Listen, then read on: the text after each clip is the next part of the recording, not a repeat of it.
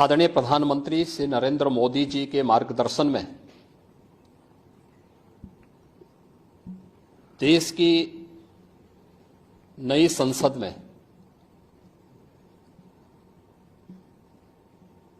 माननीय वित्त मंत्री जी ने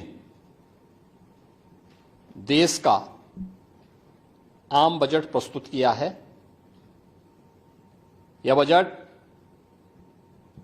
सर्वस्पर्शी, सर्वसमावेशी, विकासोन्मुख 140 करोड़ भारतवासियों की आशा, आकांक्षा और अमृत काल के संकल्पों को पूरा करने वाला सिद्ध होगा। आम बजट 2024-25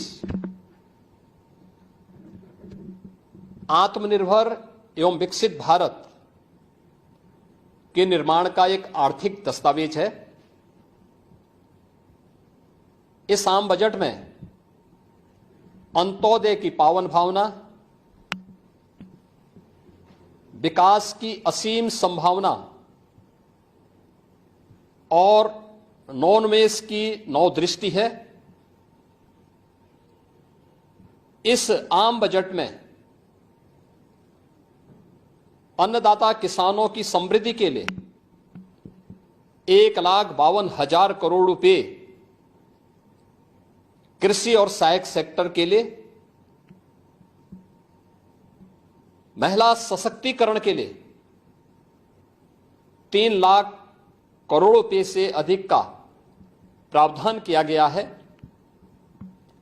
स्वाभाविक रूप से आधी आबादी, देश के सबसे बड़े राज्य उत्तर प्रदेश की आधी आबादी इससे सर्वाधिक लाभान्वित होने वाली है, और खासतौर पर तब जब उत्तर प्रदेश 2020 से ही मिशन शक्ति के कार्यक्रम को प्रभावी ढंग से यहां पर जमीनी धरातल पर उतार रहा है। सर्वाधिक अन्नदाता किसान उत्तर प्रदेश के अंदर निवास कर रहा है। उन अन्नदाता किसानों की समृद्धि में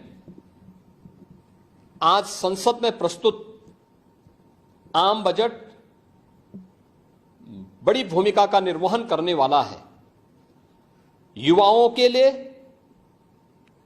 लाखों नौकरियों के साथ साथ मध्यम वर्गीय परिवार के लिए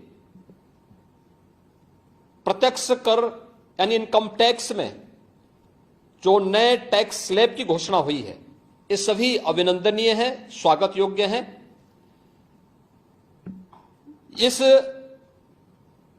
पूरे बजट को अगर मैं कह सकता हूं कि यह बजट भारत को $5 ट्रिलियन की इकोनॉमी